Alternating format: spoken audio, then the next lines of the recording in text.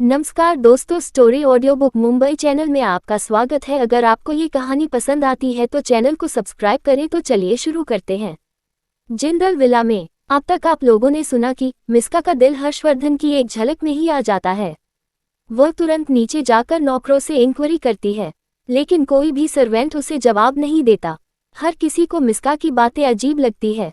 थक हार कर मिस्का तुरंत साक्षी जिंदल की ओर बढ़ गई, जो पर वह मंदिर में पूजा कर रही थी। वह पहले तो उसे पोलाइट आवाज में ग्रिट करती है। आखिरकार उसे जिंदल परिवार में शादी करके आना था। वह यहाँ पर अपनी इमेज खराब नहीं कर सकती थी। वह दोनों भी पोलाइट होकर मिस्का को ग्रिट करते हैं। मिस्का इधर उधर देखते हुए बोली, वैसे आंटी अभी अभी मैंने देखा कोई बाहर गया है। वह कौन था? ये सुनकर आरती जिंदल बोली, तुम किसकी बात कर रही हो? हम तो यहीं पर है, कोई नहीं गया है बाहर। ये सुनकर मिस्का बोली, अभी अभी गया था। 6 फुट के आसपास हाइट होनी चाहिए और मस्कुलर बॉडी थी, और 3 पीस सूट पहना हुआ था उसने, और उसके आसपास कुछ गार्ड भी थे। ये सुनकर वह दोनों ही कंफ्यूज हो गई। वह दोनों ही सोच में पड़ गई कि 3 पीस सूट पहनकर जिंदल विला में कौन आया होगा। ऐसा नहीं था कि जिंदल विला में कोई सूट नहीं पहना था। दरअसल ज्यादातर आकाश और हर्षित जिंदल मिलिट्री यूनिफॉर्म में ही रहते थे, और दूसरे वक्त वह फॉर्मल कपड़े कम ही पहनते थे। जब कोई ऑफिशियल मीटिंग या फिर कुछ ऐसा होता था, तभी वह फॉर्मल कपड़े पहनते थे। हर रोज सिर्फ हर्षद के पिता ही ऐसे इंसान थे जो ऑफिस जाने के लिए फॉर्मल कपड़े पहनते थे, इसीलिए वह सभी कंफ्यूज थे। अपना मनचाहा जवाब न मिलने की वजह से मिस्का गुस्सा हो गई, लेकिन वह अपनी फ्रस्ट्रेशन यहाँ नहीं निकाल सकती थी। इसीलिए वह मुस्कुराते हुए बोले, ठीक है आंटी, मैं बाहर चलती हूँ, थोड़ी देर जॉगिंग करके आता हूँ। वही दूर खड़ी हुई मिस्का की मॉम भी ये तमाशा देख रही थी। जैसे मिस्का थोड़ी दूर गई, वह उसके साथ बाहर चली गई। गेट के पास पहुंचकर वह मिस्का को घूरते हुए बोली, ये तुम क्या कर रही थी? तुम्हें पता भी है? ये सुनकर मिस्का नाराज आवाज में बोली, मॉम किस बारे में बात कर रही है आप? मिस्का की मॉम उसे घूरते हुए बोली, वही बात जो तुम बकवास अंदर कर रही थी। हम तुम्हें यहाँ जिंदल परिवार की बहू बनने के लिए लाए हैं, ना कि किसी आदमी के पीछे जाने के लिए। और अगर तुम्हें वह पसंद भी था तो तुम इतनी बेवकूफ़ कैसे हो सकती हो कि ऐसे ही उसकी इंक्वायरी करती फिरो? ये सुनकर मिस्का को भी अपनी गलती समझ आ गई। यहाँ पर आकाश जिंदल से शादी करने के लिए आई थी। भले पहले उसका टारगेट हर्षद जिंदल था, लेकिन हर्षद पहले ही शादीशुदा था, इसीलिए अब उसकी नज़रें आकाश जिंदल पर थी। लेकिन फिर भी उसके जहन में तो हर्षवर्धन की वही झलक नजर आ रही थी जो उसने बालकनी से देखी थी। वह ये बात नहीं जानती थी कि उसके मन के ख्याल अगर कमरे में सो रही शैतान अनाया को पता चल गया तो अनाया उसे इस तरह से गायब करेगी जैसे कोई मिस्का राठी नाम की इंसान इस दुनिया में थी ही नहीं। अभी काफी अर्ली सुबह थी। जिंदल विला में ज्यादातर लोग अपनी नींद ले रहे थे, बस जिन्हें वक्त पर जाना था वही उठे हुए थे। यहाँ तक कि राठी परिवार के दोनों आदमी भी आराम कर रहे थे। मिस्का सिर्फ इसीलिए उठी थी क्योंकि उसके बहाने उसे इंस्ट्रक्शन दिए थे, और उसकी माँ खुद की इमेज अच्छी दिखाने के लिए सुबह सुबह तैयार होकर नीचे आई थी। लेकिन वहां पर किसी और को देखकर उसका भी मुंह बिगड़ गया। उसे अपनी नींद बहुत प्यारी थी। मिस्का की मॉम मिस्का को बाहर भेजकर जैसे ही अंदर आई, उसने साक्षी जिंदल और आरती जिंदल को कहा, गुड मॉर्निंग। वही पूजा करके किचन की ओर जा रही थी। वह उन्हें ग्रिट करती है और फिर पोलाइट आवाज में बोली, ठीक है चलिए, मैं भी आपकी किचन में मदद कर देती हूँ। ये सुनकर साक्षी जिंदल मुस्कुराते हुए बोली, नहीं मिसेज राठी, आपको कुछ करने की जरूरत नहीं है। वैसे भी इतनी सुबह सुबह कोई नहीं उठेगा।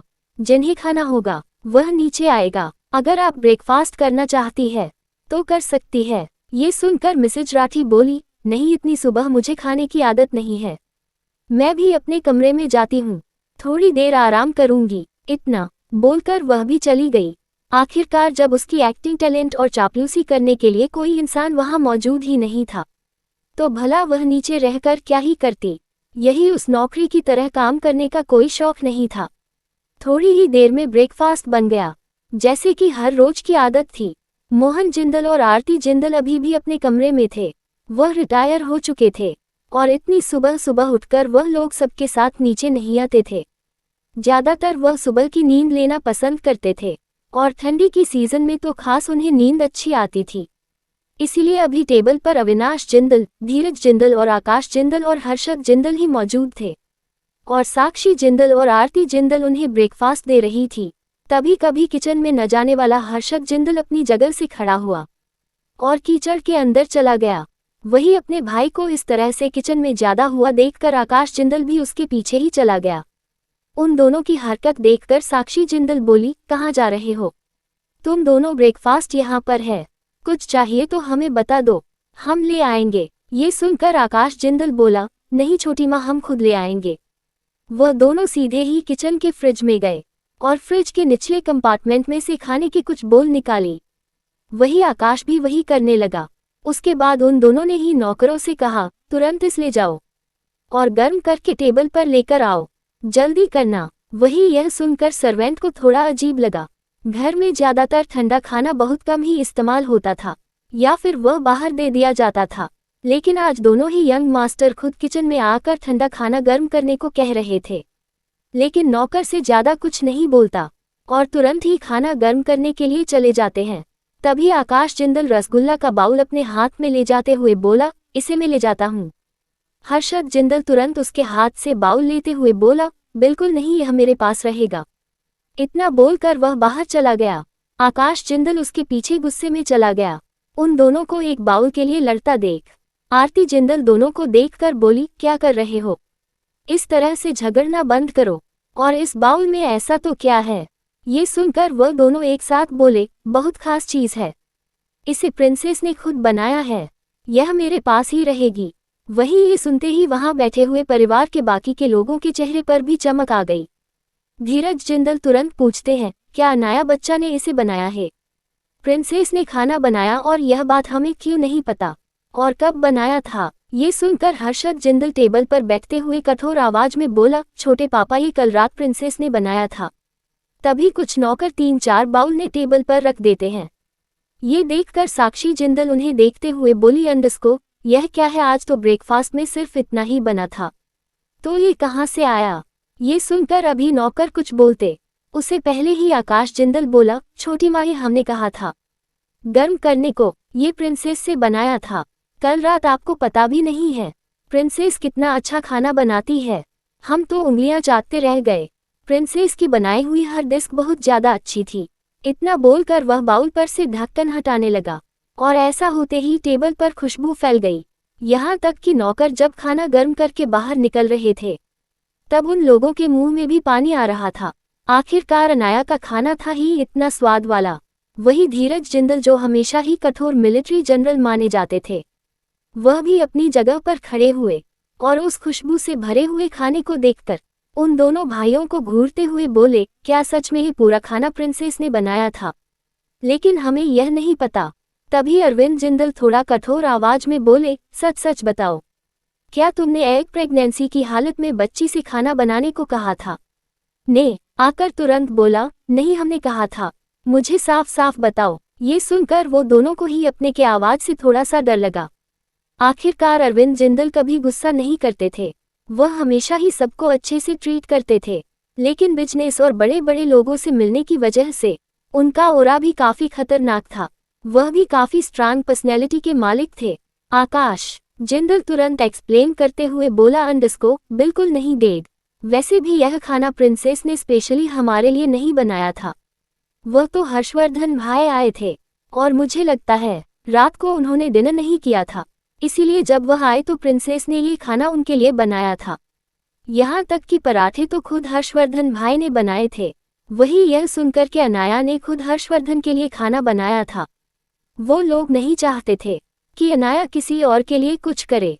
आखिरकार वह उनकी लाडली प्रिंसेस थी, लेकिन जब उन्हें पता चला कि वो बिजनेस टाइकून हर्षवर्धन रावत खुद किचन में अनाया की मदद कर रहा था और पराठे बना रहा था, तो उनके दिल को सुकून भी मिला कि उनकी बच्ची ने अपने लिए सही पार्टनर खोजा है। तभी साक्षी जिंदल बोली, ठीक है, बातें बंद करो, हमें भी अपनी प्रिंसेस के हाथ का खाना चखना है। आज तो हम भी सुबह सुबह ही ब्रेकफास्ट करेंगे। इतना बोलकर वह दोनों भी टेबल पर बैठ गई। जो उन लोगों ने गर्म ब्रेकफास्ट बनाया था वह तो साइड में ही रह गया और हर कोई अनाया का बनाया हुआ खाना खाने लगा। जैसे जैसे वह खाना खा रहे थे वैसे वैसे अपने मुंह से अनाया की तारीफ कर रहे थे। आखिरकार यह पहला मौका था जब उन्होंने अनाया के हाथ की बनी हुई कोई डिश खाई थी। धीरज जिंदल तो खुश होते हुए बोले, हमारी बच्ची कितना अच्छा खाना बनाती है, काश मुझे पहले पता होता तो हम खुद उसे रिक्वेस्ट करते कि वो हमारे लिए कुछ बनाए। तभी आरती जिंदल एक निराला लेते हुए नाम आवाज में बोली, लेकिन भाई साहब आपने यह नहीं देखा कि हमारी बच्ची इतनी छोटी उम्र में इतना अच्छा खाना बनाना सीख गई। उसने अपनी जिंदगी में कितनी कठिनाइयां सही होगी। वही यह सुनकर बाकी के लोगों के चेहरे दुखी हो गए, क्योंकि कहीं ना कहीं वह सच थे। साक्षी जिंदल भी उसने जोड़ते हुए बोली, ये तो आपने सही कहा दीदी, ऐसा खाना तो हम भी नहीं बना पाए। यहाँ तक कि 5 स्टार रेस्टोरेंट के शेफ के हाथों का स्वाद भी ऐसा नहीं होता। और हमारी बच्ची इतने अच्छे से यह खाना बना रही है तो उसने क्या कुछ बर्दाश्त नहीं किया होगा। दोनों भाई भी यही सोच रहे थे कि रात को उसकी बहन कितने आराम से खाना बना रही थी, जैसे ये सब उसने कई बार किया हो। तभी माहौल को ठीक करते हुए अरविंद जिंदल बोले, तुम लोग सही कह रहे हो, लेकिन वो वक्त गुजर चुका है और हमारी बच्ची अब हमारे पास है। अब उसे कोई भी कठिनाई सहन करने की जरूरत नहीं है और आपको तो प्राउड महसूस करना चाहिए कि हमारी बच्चे इतनी काबिल है। वह क्या कुछ नहीं कर सकती? अब तक तो हम भी नहीं जानते कि हमारी बच्ची कितनी काबिल है। उसकी बहस बाकी लोगों को भी सही लगी। इसी तरह उन लोगों का वक्त ऐसे ही अच्छा गुजर रहा था। दूसरी ओर गार्डन में मिस्का जबरदस्ती की दौड़ लगा रही थी। उसके हिसाब से जिंदल ब्रदर भाइयों को सुबह सुबह जॉगिंग की आदत थी। वह बस उनका इंतजार कर रही थी, लेकिन जब कोई नहीं आया तो वो थक हार कर वापस जिंदल विला आ गई। इस वक्त जिंदल विला के डाइनिंग टेबल पर मोहन जिंदल, अरुणा जिंदल और राठी परिवार के बाकी लोग बैठे हुए थे और जिंदल परिवार की दोनों बहुएं उनका खाना परोस रही थी। पिछली रात तबीयत खराब होने की वजह से रेशमा अभी भी वही अंदर का माहौल देखकर मिस्का चिढ़ गई। जाहिर सी बात है, वह सुबह से ही मेहनत कर रही थी सिर्फ जिंदल परिवार को खुश करने के लिए और आकाश जिंदल के नजदीक जाने के लिए, लेकिन उसका सारा प्लान उल्टा पड़ गया। यहाँ तक कि उसे हैंडसम आदमी के बारे में भी कोई इन्फॉर्मेशन नहीं मिली जिसको उसने बालकनी से देखा था।